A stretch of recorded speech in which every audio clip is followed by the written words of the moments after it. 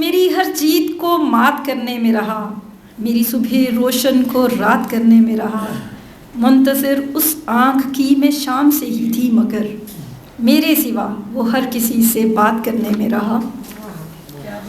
اور پھر لکھتی ہیں، جسے چاہا تھا اسے اپنا خدا کہہ ڈالا، سلسلہ پیار کا بھی رکھا عبادت جیسا، بس تیری شیریں بیانی ہی ہمیں لے ڈوبی، بھولتا کب ہے تیرا لہجہ حلاوت جیسا، اور تجھے چاہا تو پھر چاہنے کی بھی حد کر دی، لوگ بھولے نہیں وہ عشق تلاوت جیسا۔ آپ کی پرزور تالیوں میں اپنی اگلے مہمان خصوصی کو دعوت دیتی ہوں۔ کرامت بخاری صاحب 15 کتابوں کے مصنف ہیں، وہ آپ سے بات کریں گے اس کتاب کے بارے میں۔ بہت ساری باتیں ہو گئی، ظاہر ہے اب ان کے پاس بھی کچھ نہ کچھ تو بچا ہی ہوگا۔ بسم اللہ الرحمن الرحیم۔ معزز خواتین و حضرات، بہت ساری باتیں میرے پاس بچ گئی ہیں کہنے کو، اور میں یہ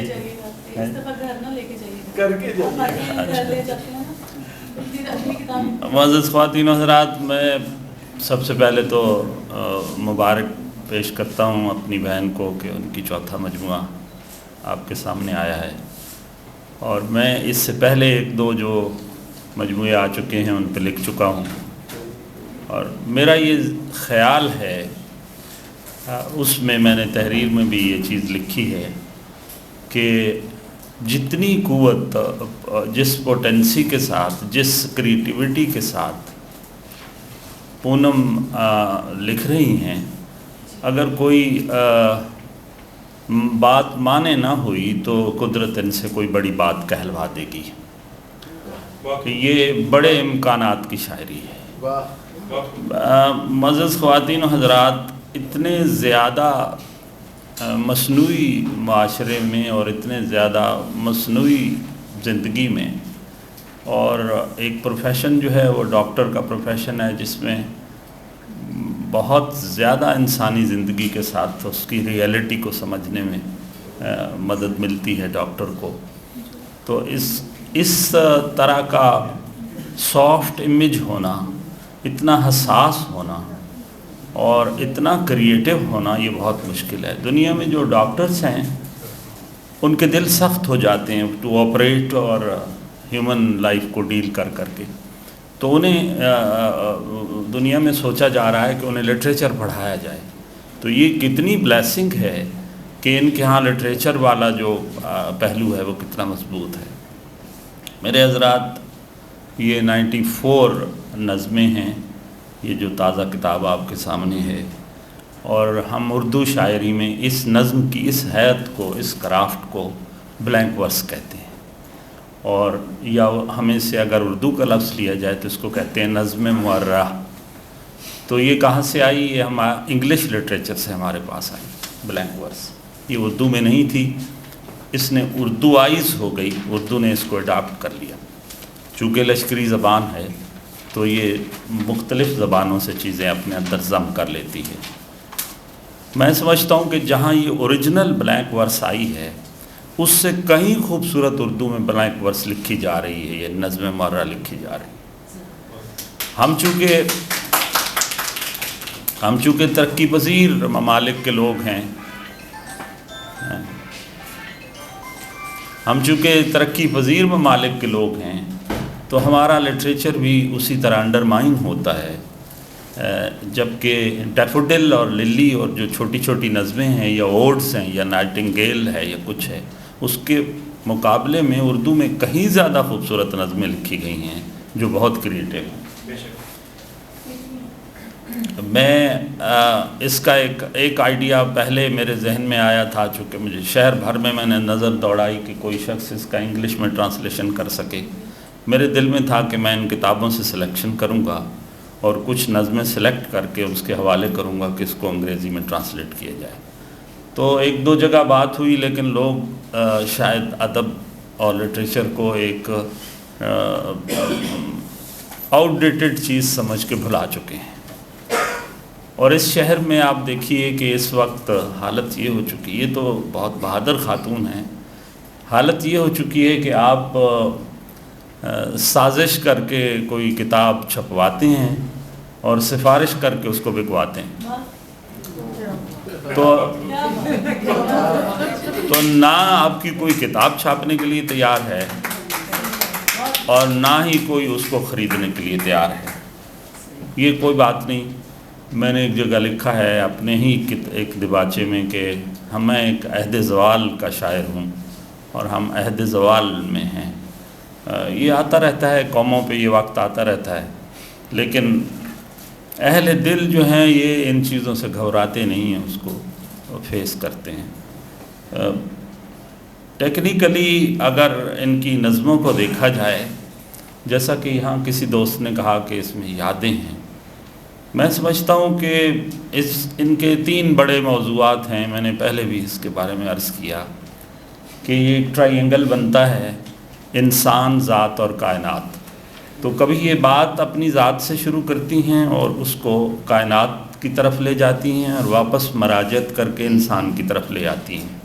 کبھی یہ بات انسان سے شروع کرتی ہیں اور اس کو کائنات کی طرف لے جا کے پھر ذات کی طرف آ جاتی ہیں.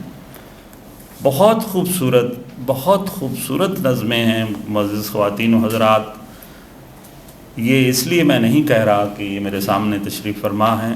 میں نے پہلی تقاریب میں بھی یہ بات کی ہے کہ نظم بہت کم لکھی جا رہی ہے، اور پرٹیکولرلی ہماری 60% آبادی ہے. اگرچہ ہم جینڈر میں تقسیم نہیں کرتے شاعری کو، لیکن ایک خاتون ہونے کے ناطے ایک پورا 50% سے زیادہ آبادی ہے جس کے سینٹیمنٹس ہیں جو سپریس کر دیے گئے ہیں انفارچونیٹلی، کہ ہمارے ہاں کون لکھ سکتا ہے. ان کی نظمیں پڑھتے ہوئے بھی کہیں کہیں تشنگی کا احساس ہوتا ہے کہ یہ شاید کوئی لائن لکھنا چاہتی ہیں اور اس لائن کو انہوں نے جان بوجھ کے ڈراپ کیا ہے، یا اس بات کو وہ جو ہیپی اینڈنگ یا اس کو سارو اینڈنگ پہ لے آئی ہیں. تو یہ جو ایک تشنگی ہے، وہ تشنگی اس قدر آپ کو گہری سوچ میں مبتلا کر دیتی ہے. آپ نظموں کو دوبارہ توجہ سے پڑھیے گا. یہ کیا ہر آدمی کی بات نہیں ہے؟ اگرچہ شاید میل کہیں کہیں فیل کرے کہ اس کی بات نہیں ہے، لیکن فیمیل تو پرٹیکولرلی جب ان کی پوئٹری کو دیکھیں گی. 2-3 بڑے نام آئے ہیں ہمارے ہاں. کشور آپا کے بعد پروین آئی. Parveen she was my batch mate. اور اس کے بعد 1-2 نام اور آئے. سارا شگفتہ تھی، اس کو وقت بہت تھوڑا ملا، بہت کم. فہمیدہ بی بی بالکل ایک اور سائڈ پہ چلی گئیں، لیکن بہت اچھی شاعرہ تھی. لیکن پونم نے اتنا بیلنس کریٹ کیا ہے، اس قدر توازن کے ساتھ آگے بڑھی ہیں کہ نہ تو اس میں اتنی تلخی کہ بالکل ایک فیمنزم کے ایکٹیوسٹ کی پوزیشن ہو جائے، اور نہ ہی اس قدر بیلنس رکھا ہے شخصیت میں، اس قدر توازن رکھا ہے. اور وہی بات کہ میں اگر ان کی شاعری کو دیکھ کے کوئی جملہ کہوں تو میں یہ کہہ سکتا ہوں کہ یہ محبت کی شاعرہ ہیں.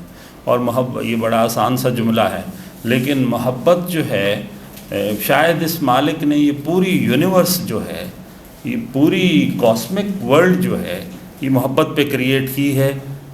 گریویٹیشنل پل جو ہے، کچھ لوگ ہمارے جو نوبل پرائز کے لوگ ہیں وہ اس کو محبت کی کشش، محبت کا نام دیتے ہیں کہ یہ جو اجسام ایک دوسرے کو کھینچتے ہیں، یہ جس کو ہم گریویٹیشنل پل کہتے ہیں.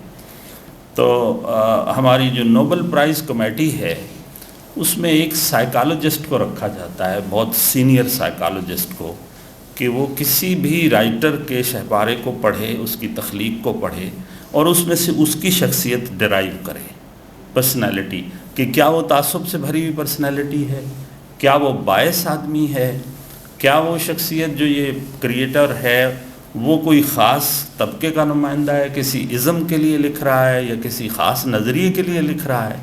اور اگر انہیں یہ چیزیں نظر نہیں آتی اور اس میں یونیورسلٹی نظر آتی ہے تو اس کو پرائز دے دیتے ہیں. یہی وجہ ہے کہ ٹیگور کو پرائز مل گیا اور اقبال کو نہیں ملا. کیا بات ہے. معزز خواتین و حضرات، اس لیے کہ اقبال نے ایک پرٹیکولر مسلم امہ کے لیے لکھا اور ایک پرٹیکولر نظریے کے لیے لکھا، ایک خاص اس کے لیے لکھا. تو میری شاید اس بات کو آج آپ ریکگنائز نہ کریں، لیکن میں یہ سمجھتا ہوں کہ اگر ان کی نظمیں ٹرانسلیٹ ہو جائیں ٹو انگلش اور اس کو نوبل پرائز کمیٹی کی طرف بھیجا جائے تو شی ول گیٹ اٹ. اس کی وجہ یہ ہے کہ یہ کسی ازم کے تحت نہیں آتی. دیکھیں نظریے کے تابع لکھی گئی پوئٹری جو ہوتی ہے وہ ورسیفیکیشن ہوتی ہے. That is not a poetry. وہ تو آپ اس واقعے کو ورسیفائی کر دیتے ہیں یا اس نظریے کو ورسیفیکیشن یعنی اس کو ردم میں لے آتے ہیں, کافی ردیف میں لے آتے ہیں یا بحر میں لے آتے ہیں. یہ پیورلی ہیومن فیلنگ کی چیز ہے, انسان کی چیز ہے. قطعاً اس کتاب سے آپ یہ نہیں نکال سکتے کہ یہ خاتون ایشین ہے یا یہ ویسٹرن ہے یا یہ کوئی خاص طبقہ ہے یا کوئی خاص ازم ہے, کوئی خاص تھاٹ ہے, کوئی تحریک ہے اس کے against. Is not just human being انسانیت کی بات کی ہے.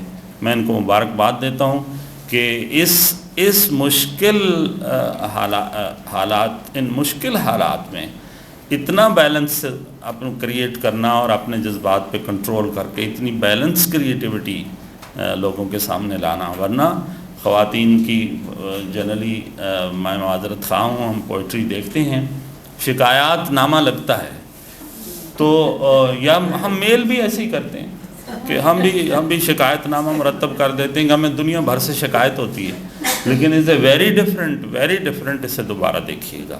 میں پھر اپنی بہن کو بہت مبارک دیتے ہیں. Thank you. اور آپ تشریف رکھیے. 2 شعر میں سنا کے تو میں بات ختم کرتا ہوں.